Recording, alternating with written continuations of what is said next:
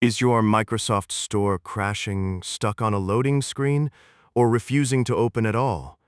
Do not worry, because we will fix this frustrating issue right now. This problem usually happens when the store's local cache becomes corrupted, or when Windows security modules lose their registry access.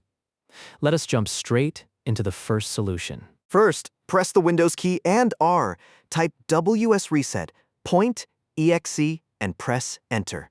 A blank command window will appear, so wait 10 seconds for it to reset the cache and launch the store automatically. Next, open Windows Settings and navigate to Installed Apps. Find Microsoft Store, click Advanced Options, and click Repair.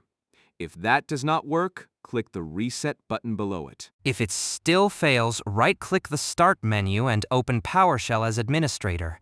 Paste the registration command shown on screen and press Enter to rebuild the store files. If the store is completely missing, type WINGET install 9 WZ DNCR FJ BMP in your terminal.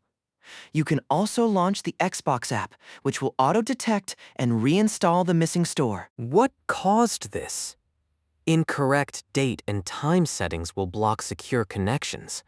Also, ensure the Windows Update and Client License services are not disabled in your Services app. These verified steps will get your Microsoft Store running perfectly again. If this guide helped you, please like, subscribe, and comment below. Thank you for watching.